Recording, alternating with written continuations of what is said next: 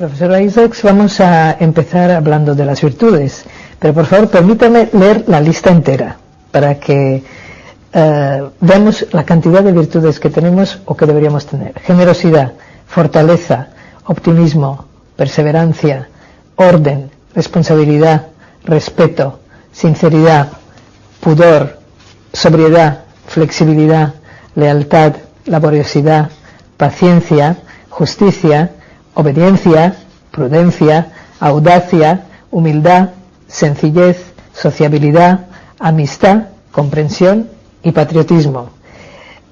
Como hay que empezar por algún lado, y supongo que no hay una que domine sobre las otras, vamos a empezar por el orden.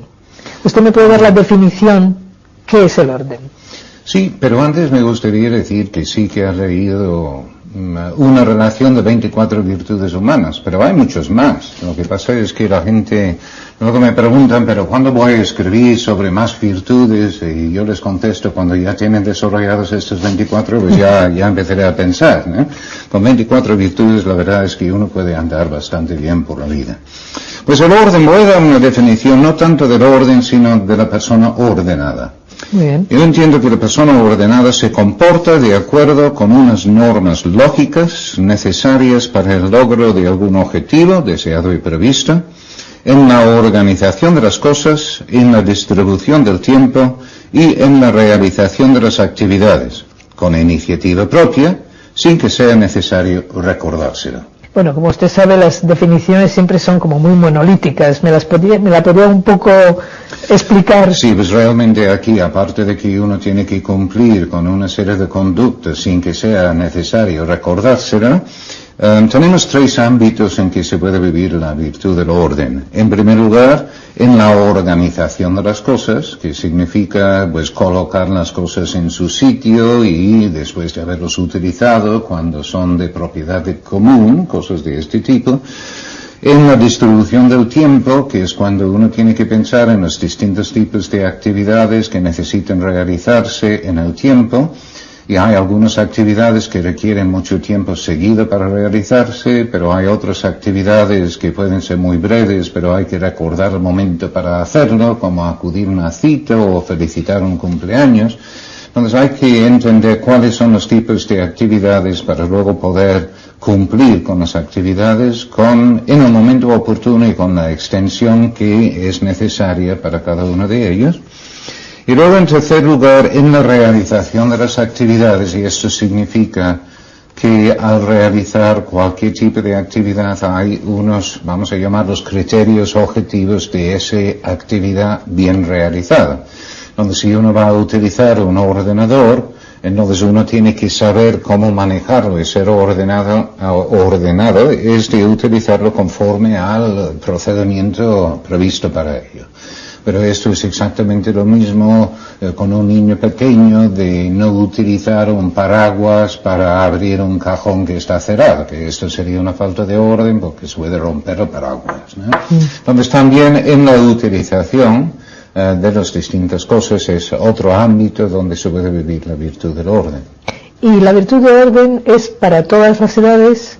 Quiero decir, yo por ejemplo, si quiero aprender a tocar el piano, parto de cero, voy perfeccionando y llega un momento en que lo domino y luego simplemente voy a ser más o menos virtuosa en este instrumento. Con las virtudes pasa lo mismo, o sea, llega un momento en que uno ya domina la virtud, o toda la vida estamos con el solfeo. Toda la vida. Hay que estar toda la vida porque uno nunca llega a terminar de desarrollar ninguna de las virtudes. Además, hasta los 7 años aproximadamente tampoco es correcto hablar del desarrollo de las virtudes. Hay que tener en cuenta que se puede desarrollar una virtud de acuerdo con la intensidad con lo que se está viviendo y también de acuerdo con la rectitud de los motivos al vivirla. Vamos a ver con un ejemplo, porque creo que es necesario introducir esta información en este momento, ¿no? Si pensamos en la generosidad, entonces hay muchas maneras en que uno puede ser generoso. Uno puede ser generoso dando, prestando posesiones, dando tiempo, recibiendo, perdonando, y también a personas diferentes, a las personas que me caen bien, que están más cerca de mí, o personas casi desconocidas pero necesitan de mi atención.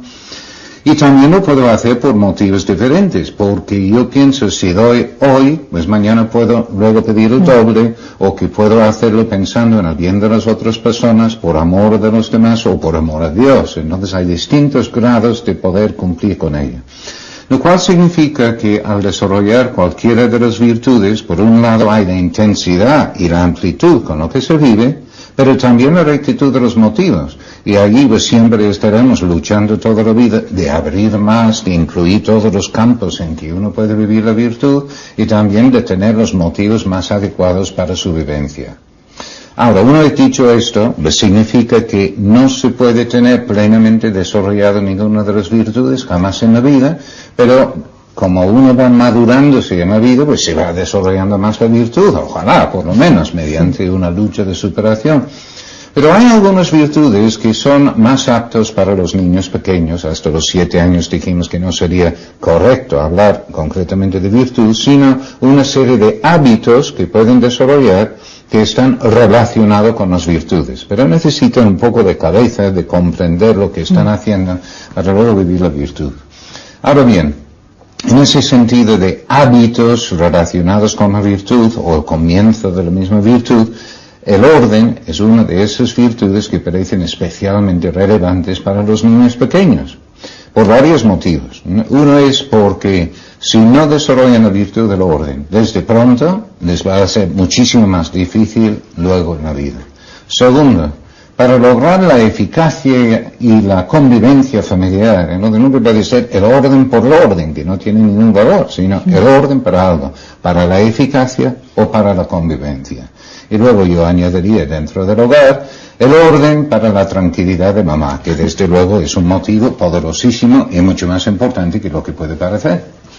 Pero el orden es algo que uno puede, digamos, adquirir porque se lo están enseñando de pequeño y luego abandonarlo en un momento dado de la vida. Quiero decir que puede llegar, o sea, es el típico adolescente. Quiero decir, en las distintas etapas, ¿cómo se vive esa virtud? Pues es una cosa curiosa, ¿no? Que con los vicios, que son hábitos operativos malos, que voy repitiendo cosas negativas, y para recuperarse de un vicio cuesta un esfuerzo impresionante. Sí. Pero en cambio, lo de dejar de vivir una virtud es una cosa de un segundo, ¿no? Que es enormemente fácil dejar de vivirlas. Requiere un esfuerzo continuado para seguir viviendo las virtudes, aunque también es cierto que una de las consecuencias de estar luchando para desarrollar alguna virtud es que me es más fácil vivir esta virtud. Por ejemplo, una persona que por su misma naturaleza no es muy ordenada, pero luego está intentando ser más ordenado en distintos ámbitos de la vida, pues después de esforzarse un cierto tiempo, luego descubre que efectivamente ahora le es más fácil ser ordenado.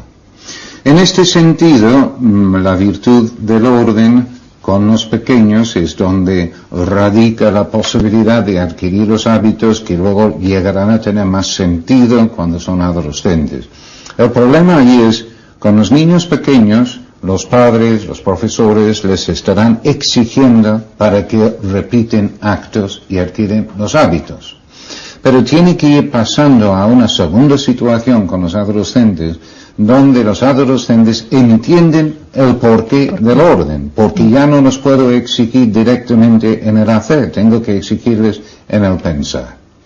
Un ejemplo, ya en la adolescencia, la virtud del orden, pues hay madres de familia que siguen exigiendo más que nada que sus hijos, sus hijas tengan sus dormitorios ordenados, y todos los días están gritando y chillando porque no los tienen ordenados. Pero luego un día una hija de 16 años dice, bueno mamá, esta noche voy a ir a una fiesta en la casa de unos que han ido de fuera de tal manera que lo podemos pasar bien. Seguramente volveré a las 7 de la mañana. Algo de esto. Y ella, que ya no puede gritar más fuerte que lo que estaba gritando sobre el orden de la habitación, pues entonces pierde también la posibilidad de ejercer su autoridad en ese momento. Hay que dejar para la adolescencia la exigencia directa en el hacer para cosas de suma importancia. Y en cambio, en lo demás, pues entonces hay que sugerir, ofrecer información, etc. Pues, ¿qué pasa con la pobre madre con los dormitorios de sus hijos? Pues, mire, que exigen una sola cosa, que cierren la puerta, ¿no? Y que no se vea. Y que no se vea, exactamente. Bueno, pero ¿es posible el orden sin la obediencia? No, porque con los niños pequeños especialmente estamos viendo cómo hay el respeto quizás hacia los padres, ¿no? Bueno, el respeto hacia los padres, pero en este caso, pues sí, es de respetarles, respetar la autoridad que los padres tienen sobre ellos, pero realmente con los niños pequeños es una situación absolutamente normal que ellos van a obedecer porque intuitivamente, naturalmente reconocen que los adultos que tienen cerca de ellos están buscando su bien. Otra cosa es que luego van resistiendo determinados tipos de exigencias, pues para ir probando su propia fuerza, para ir determinando su propia personalidad, que hace la vida muy difícil. Pero ahí es entonces donde uno tiene que pensar en cómo exigir bien. Entonces, primera idea. Con los niños pequeños, como lo que nos interesa es que vayan desarrollando hábitos, hay que exigirles para que cumplen con determinados actos para adquirir el hábito. Pero al exigir, encontramos distintos problemas. Uno es que hay una tendencia, especialmente con los niños pequeños, de exigir muchísimo, pero en pocas cosas. Perdón, al revés, lo que se hace es de exigir poco, pero en muchas cosas. Entonces quieren, en el orden, las madres de familia, que los hijos sean ordenados a la hora de acostarse, a la hora de levantarse, antes de jugar, después de jugar, mientras están jugando, a la hora de comer, antes de quieren orden por todas partes. Y además están mirando por la ventana para ordenar el juego de sus hijos en el patio abajo. Pues cuando hay una persona que exige en ese sentido, normalmente logra muy pocos resultados en los niños y para ella misma un mal humor impresionante. Entonces, en lugar de exigir poco en muchísimas cosas, el criterio es exigir mucho, pero en pocas cosas. O sea, tiene que haber orden también en la exigencia. Exactamente, pero además con una voluntad de dominarse para luego exigir en aquellas cosas que parecen más relevantes en cada momento. ¿Cuáles? En algunas familias la comida es una especie de tragedia diaria. Porque hay un niño que no le gusta verdura, otro no le gusta carne, otro verdura, otro que es nervioso y se levanta antes de terminar, otro es perezoso y no llega a la mesa. Cuando todo esto sucede, papá se pone de mal humor. Y cuando papá se pone de mal humor, pues no hay quien aguante en casa. Una tragedia diaria en base a la falta de orden en la hora de comer. Donde yo digo, si este es el caso en una familia, ¿por qué no empezar exigiendo orden a la hora de comer? Luego se puede pasar a orden a la hora de acostarse, a la hora de levantarse, pero ir haciendo las cosas progresivamente, uno tras otro. Pero decía que había varios problemas para exigir. Otro problema está en cómo se exige, ¿no? En cómo se exige. Situación típica. Mamá está cambiando el bebé en una habitación y su otro hijo está viendo su programa favorito en la televisión en otra sala. Entonces ella grita: Jaime, vete a la cocina, tráeme un vaso de leche, y luego lleva la cartera al cuarto y lávate las manos. Y el niño desde el otro cuarto le contesta: sí, mamá, estoy con mucha suerte porque la verdad es que normalmente ni siquiera va a contestar, pero cumplir no. ¿Pero por qué? ¿Porque es un niño malo? No, porque no ha sabido mandar. Criterio para mandar: tener el niño delante. Cuando no está viendo su programa favorito en la televisión, entonces grito: Jaime, ven aquí. Ya le tengo delante. Y ahora le digo: Jaime, vete a la cocina a traerme un vaso de leche. ¿Qué te he dicho? De acuerdo. Vete ahora. Y luego es posible, nada más que posible, que va a obedecer.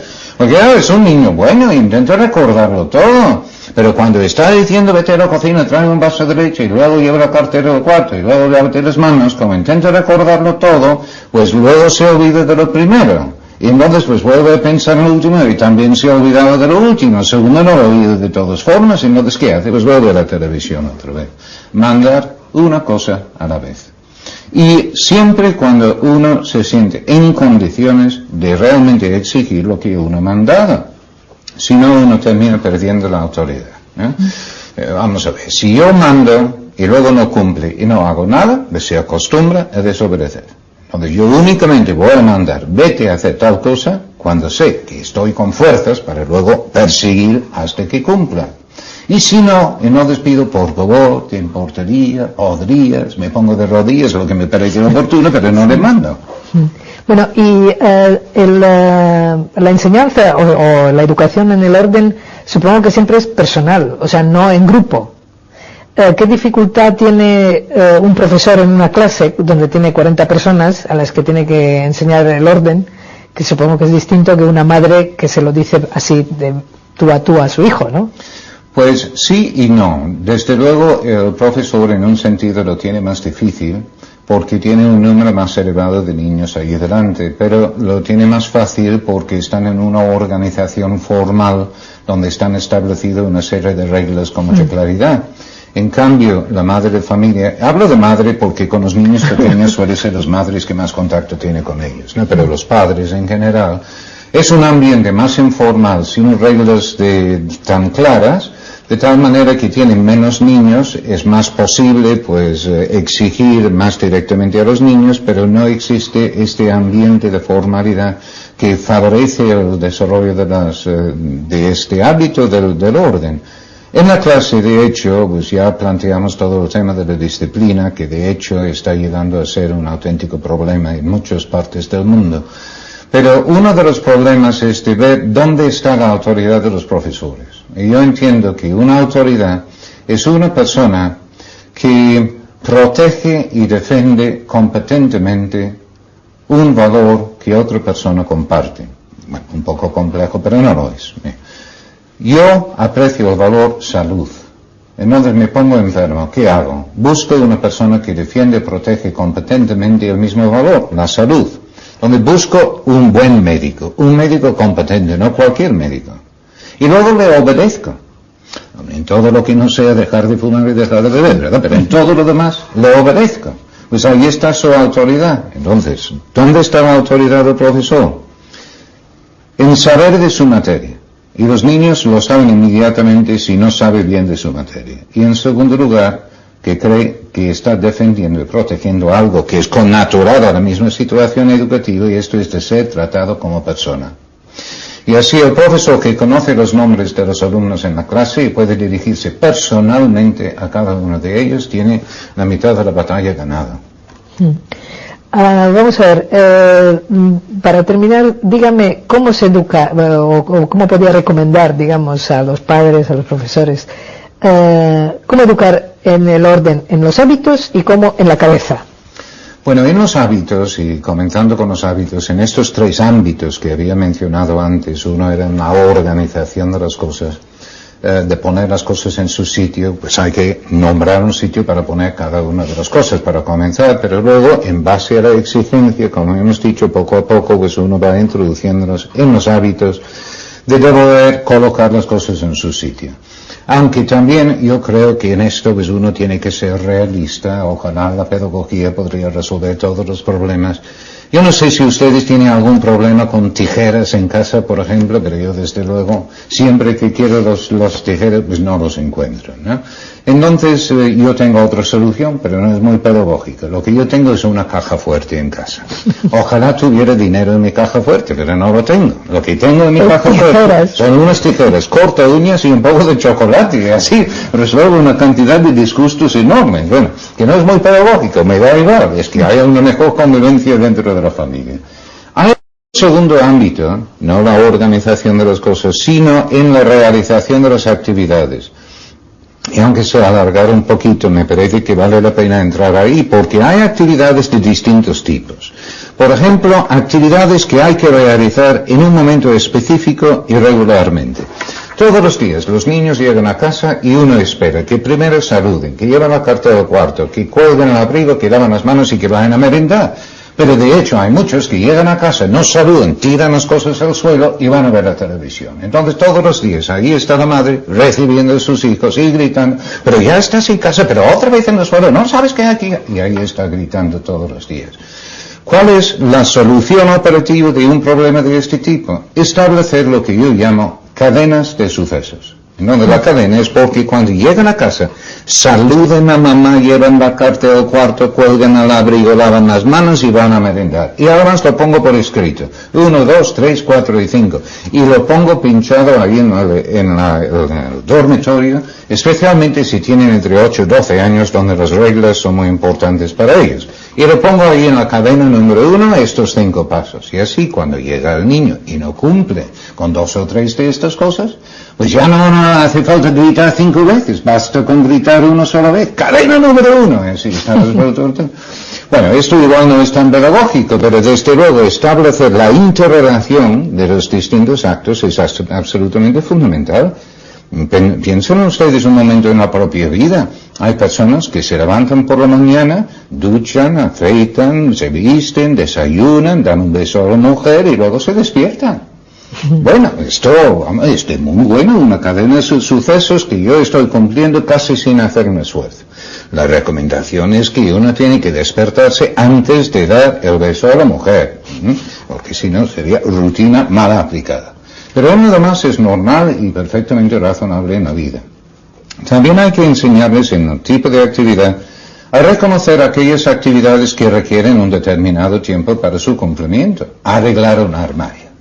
Donde arreglar un armario pues puede ser 5 minutos para vaciarlo, pero luego 50 para volver a ponerlo, pero lo hacen 10 minutos antes de comer. Pues hay que enseñarles que determinados tipos de actividades requieren un tiempo determinado para su realización.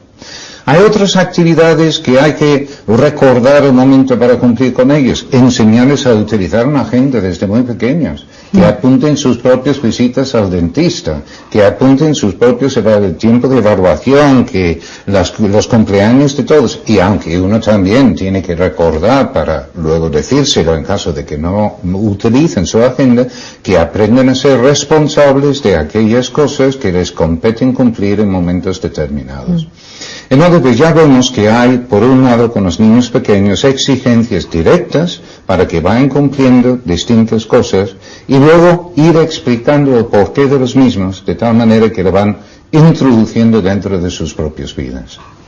Bueno, yo diría entonces como final que muchas virtudes están como entrelazadas, ¿no? Porque ahora, por ejemplo, estábamos hablando de responsabilidad, o sea que todo, también eso está encadenado, ¿no? O sea que una virtud tira de la otra. Efectivamente, esto es lo bonito de las virtudes, porque si no uno diría, pues ¿dónde empiezo? Claro. ¿No? Y la verdad es que pues hay unos criterios que uno puede utilizar para con los hijos, para pensar en qué voy a insistir más. Uno sería tener en cuenta las características concretas de este hijo alumno. Segundo, la naturaleza de la virtud, porque hay algunas virtudes que se prestan mucho más a los mayores, como ser flexible o prudente, comprensivo. En cambio, hay otros que son más adecuados para los pequeños. En tercer lugar, tener en cuenta cuáles son, vamos a llamarlos, los valores familiares, que es cómo queremos que sea el estilo de nuestra familia. Queremos que sea una familia muy preocupada por la responsabilidad social, la amistad, la generosidad. ¿Cuáles son las cosas que se quiere para esa familia de una manera especial? Y también tener en cuenta cuáles son las exigencias externas. No es lo mismo preocuparse por virtudes en Palma de Mallorca, para decir algo, que en un pueblo perdido de León. No hace falta insistir en cosas diferentes. Con estos criterios yo reflexiono y así determino al final si compensa insistir más o menos en una virtud concreta con un hijo o un alumno concreto. Bueno, yo creo que por falta de tiempo no podemos seguir hablando del orden, pero quizá me está sonando ya en la cabeza una cosa que se llama perseverancia, y eso lo podemos dejar para la próxima entrega. Perseverancia y laboriosidad, perfectamente.